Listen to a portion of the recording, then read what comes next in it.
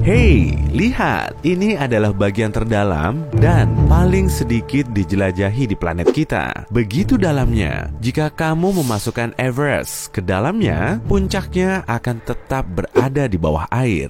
Ini adalah Palung Mariana, terletak di Samudra Pasifik bagian barat, dan kedalaman maksimumnya yang sudah diketahui adalah 11.000 meter. Dan ini adalah banyu. Orang biasa dengan rasa ingin tahu yang tinggi tentang apa yang ada di bawah sana. Dia bosan menonton film dokumenter tentang Palung Mariana. Jadi, dia memutuskan untuk pergi ke sana sendiri. Tapi dia tidak punya setelan khusus ataupun kapal selam. Dia hanya punya tangki udara dan batu bata yang diikatkan ke kakinya. Tarik napas dalam-dalam dan mari menyelam.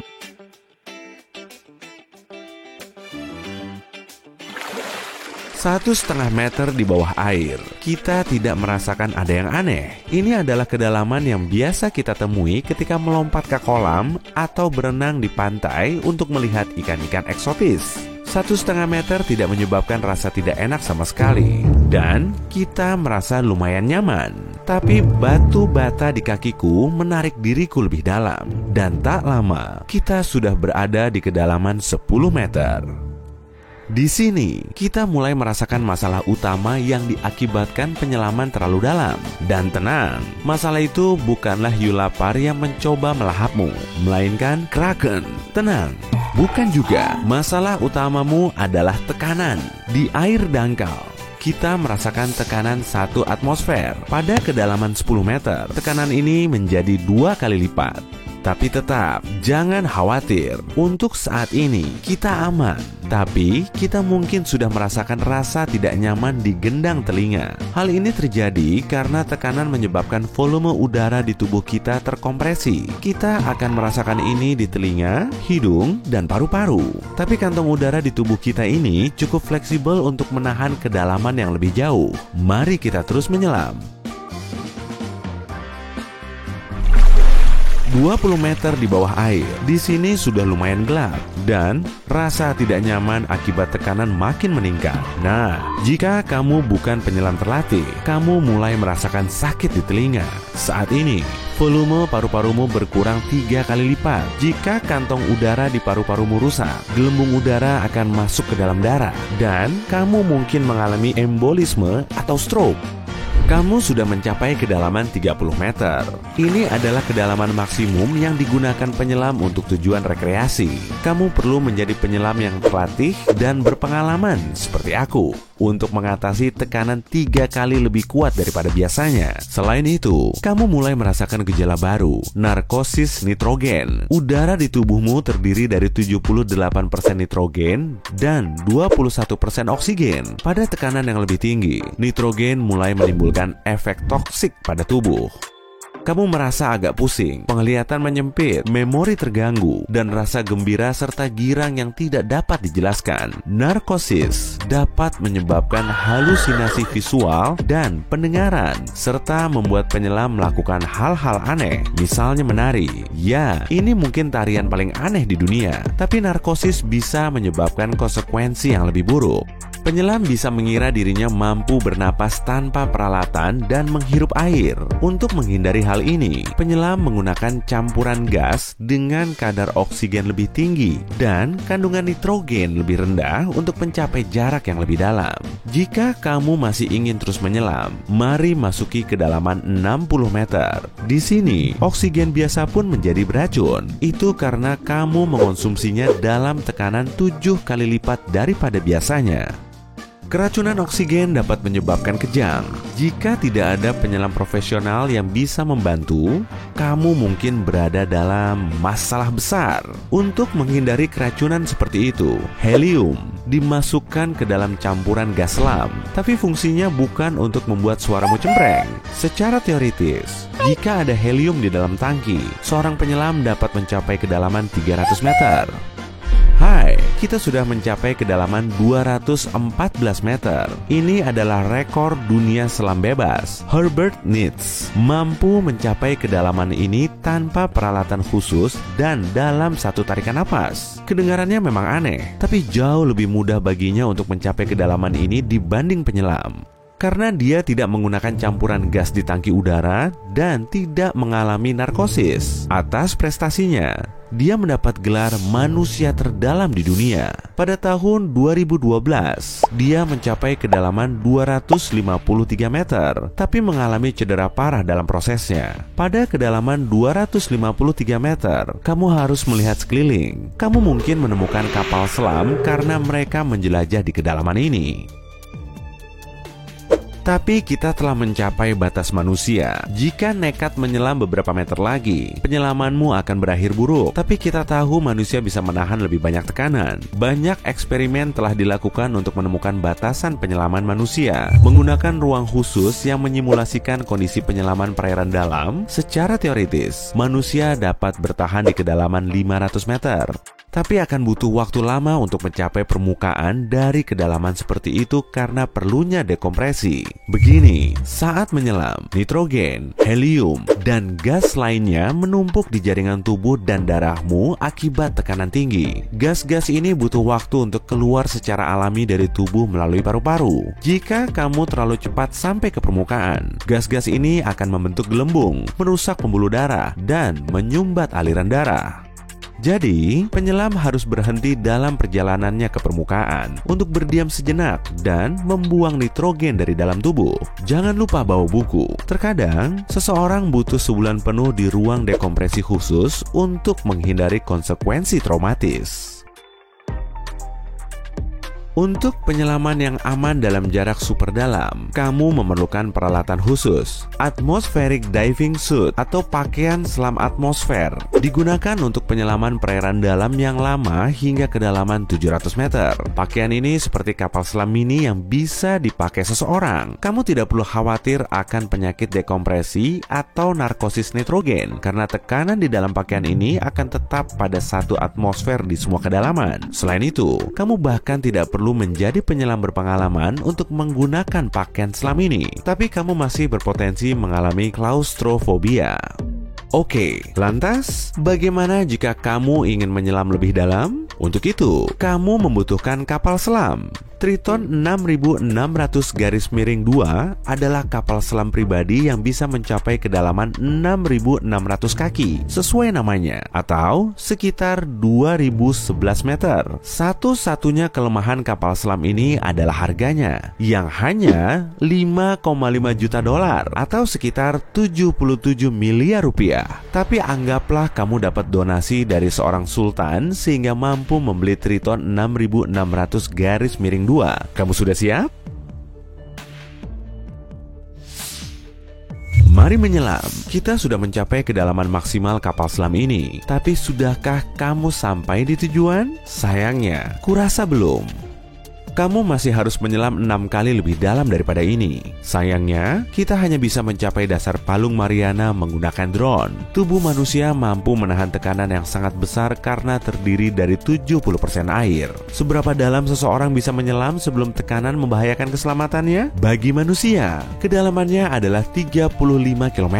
Tulang kita patah di bawah tekanan 24.600 PSI.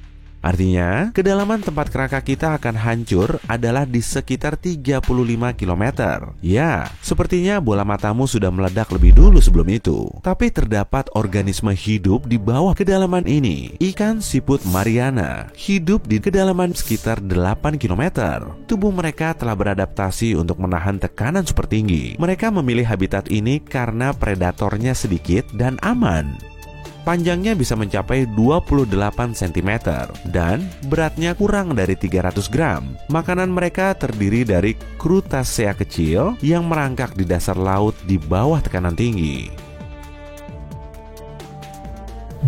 Mari menyelam lebih dalam lagi. Kita berada di dekat dasar Palung Mariana. Perairan di sini dingin sebab sinar matahari tidak pernah mencapainya. Tapi ada kehidupan juga di dalam kegelapan ini. Kita hanya perlu melihat lebih dekat. Bakteri dan hamir hidup di sini. Penemuan ini mengejutkan para ilmuwan karena mereka mengira tidak ada organisme hidup yang dapat bertahan dalam kondisi seperti itu. Mikroorganisme ini mungkin memakan partikel kotoran dan sisa hewan yang jatuh ke dasar.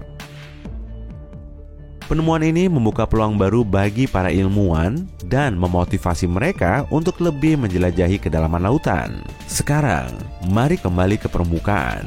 Wow, perjalanannya seru ya. Setelah pengalaman seperti itu, kamu tentu tidak ingin menyelam lagi tanpa persiapan. Jadi, sebelum menyelam lagi, cobalah berlatih menahan napas di dalam air bak mandi. Dan semoga kamu tidak bertemu kraken. Ada banyak sekali ikan di laut. Beberapa di antaranya terlihat sangat mirip dengan Nemo atau Dory di Finding Nemo. Lalu ada ikan kupu-kupu dan ikan gapi yang memang sangat cantik. Dan kemudian ada... apa itu? Aku bayar pengalaman menyelam bukan untuk melihat ikan ini. Anglerfish memiliki gelar tidak resmi sebagai hewan terjelek di dunia. Tapi aku nggak akan berani menyampaikan berita itu ke dia. Ada lebih dari 200 spesies anglerfish yang saat ini berenang-renang di suatu tempat di kedalaman yang suram di Samudra Atlantik dan Antartika, hingga sekitar 1,5 kilometer di bawah permukaan. Beberapa di antaranya lebih menyukai kondisi kehidupan yang berbeda, lingkungan tropis yang dangkal. Anglerfish bervariasi dalam bentuk dan ukuran, dari sea devil hitam yang terkenal hingga frogfish, monkfish, footballfish, goosefish, batfish, dan kodok laut. Yang lebih besar bisa sepanjang setengah dari panjang tempat tidur ukuran penuh, tapi sebagian besar ukurannya sekitar 30 cm. Karena pilihan makanan di tempat tinggal ikan-ikan ini tidak terlalu banyak, mereka harus membuat strategi berburu yang unik. Makhluk ini tidak membuang energinya yang tak ternilai harganya untuk mengikuti calon mangsa. Sebagai gantinya, mereka menggunakan sepotong tulang belakang punggung yang menempel di atas mulut mereka seperti pancing. Dari sanalah namanya berasal. Ada kantung bakteri bioluminescen yang bersinar terang dalam gelap di ujung joran itu. Cahaya tersebut memikat mangsa, dan ikan anglerfish tinggal menunggu saja, lalu menikmati makan siangnya yang datang langsung ke mulutnya. Tubuh mereka lentur dan besar, sehingga mereka dapat dengan mudah menelan mangsa yang ukurannya 2 kali lipat dari tubuhnya. Anglerfish laut dalam memakan apapun yang bisa mereka temukan. Spesies yang hidup di perairan yang lebih dangkal tidak pilih-pilih dan dapat memakan apa saja, mulai dari udang hingga siput dan ikan kecil. Namun, hanya anglerfish betina yang memiliki fitur joran yang keren itu. Lalu bagaimana dengan ikan yang jantan? Menemukan belahan jiwa jauh di bawah laut tidaklah mudah. Serius, tidak ada cahaya di bawah sana. Ditambah lagi, suhu yang sangat dingin dan tingkat oksigen yang rendah. Anglerfish tidak bisa melakukan banyak kencan dalam kondisi seperti itu. Jadi mereka kawin untuk seumur hidup. Dan sebelum kamu kagum, aku harus memberitahu bahwa mereka melakukannya dengan cara yang cukup istimewa. Anglerfish jantan jauh lebih kecil daripada betinanya. Kontrasnya sangat mencolok sehingga ketika para peneliti pertama kali tertarik dengan kehidupan cinta makhluk ini, mereka mengira bahwa ikan-ikan jantan itu sebenarnya adalah anak atau larva yang nongkrong di samping induknya. Spesies anglerfish jantan tertentu memiliki reseptor yang memperingatkan mereka bahwa ada ikan betina di dekatnya. Setelah kawin, ikan jantan akan menggigit betinanya dan tetap menempel di kepala, perut, dekat ekor, dan area lain yang dapat diaksesnya. Sementara mereka bermetamorfosis bersama selamanya, ikan betina mendapatkan sel, DNA, dan organ reproduksi jantan, tapi kehilangan sel respon imunnya. Si jantan mendapatkan tempat tinggal dan nutrisi yang gratis dan permanen. Mengingat harga rumah sekarang ini, hal ini menyenangkan sekali. Namun, tempat tinggal tersebut digunakan bersama sekitar 8 ikan jantan lain, dan mereka tidak bisa pindah meski menginginkannya. Kamu tidak mungkin bertemu dengan ikan laut dalam ini dalam kehidupan nyata. Tapi kalau kamu bertemu dengan anglerfish di video game favoritmu, ingatlah bahwa kamu dapat dengan mudah berenang dan membuatnya lebih ramah kepadamu dengan panah penenang. Setelah kamu berteman dengannya, anglerfish bisa menjadi anak buahmu dan membantumu menemukan area baru dengan antenanya yang berpendar itu. Kembali ke dunia nyata, di zona toilet lautan, sekitar 198 hingga 1005 meter ke bawah, anglerfish bukanlah satu-satunya makhluk yang mungkin tidak akan pernah kamu temui. Banyak penduduk setempat yang tampak seperti makhluk dari film fiksi ilmiah atau film horor. Tapi itu karena mereka harus beradaptasi dengan dunia yang gelap dan dalam ini.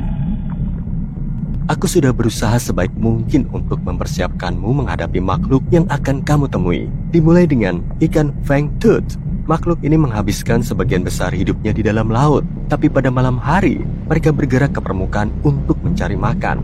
Mereka lebih aktif daripada kebanyakan penghuni laut dalam lainnya. Ikan ini tidak menunggu makanan datang, tapi benar-benar mengikutinya dan kemudian menerkamnya dengan gigi panjang mereka yang lapar.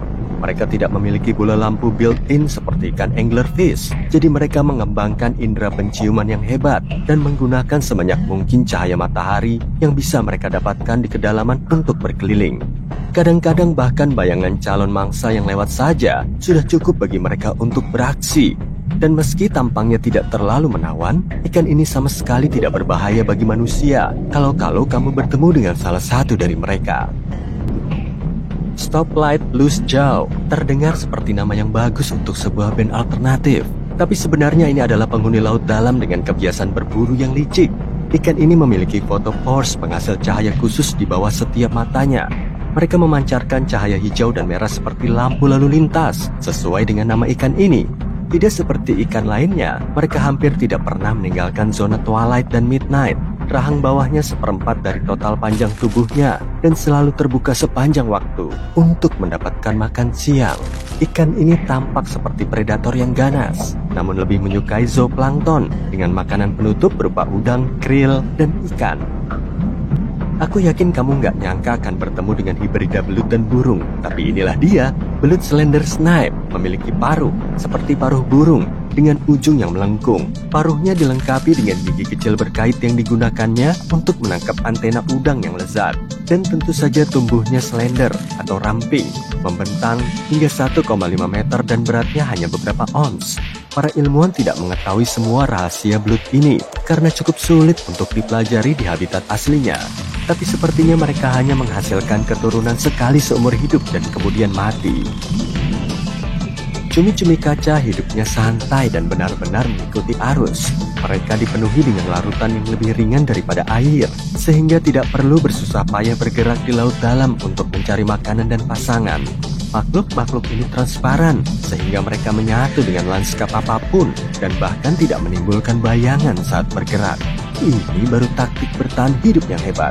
Jika ada bahaya yang mengancam, hewan ini bisa berubah menjadi bola yang menggumpal dan mendorong kepala serta tentakelnya ke dalam rongga mantelnya. Dia juga dapat melepas tinta ke dalam mantel dan berubah dari transparan menjadi hitam. Tinta yang sama dapat melindunginya dari paus dan burung laut yang lapar.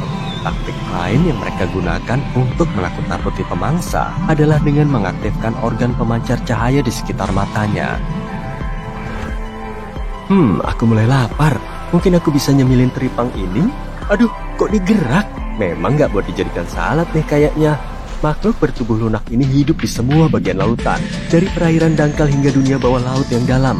Sebagian besar dari mereka bergerak perlahan dengan kaki-kaki kecilnya, tapi ada juga yang merangkak dengan melenturkan tubuhnya. Teripang dapat melepaskan organ dalamnya ketika ada predator yang mendekat. Organ-organ yang lengket itu mengalihkan perhatian penyusup, dan teripang yang bahagia akan terus berjalan dan menumbuhkan organ-organnya kembali. Apa itu yang berkilauan di kejauhan? Sepertinya ada yang menjatuhkan permata ke dalam air. Itu adalah safir laut yang juga dikenal sebagai hewan terindah yang belum pernah kamu lihat.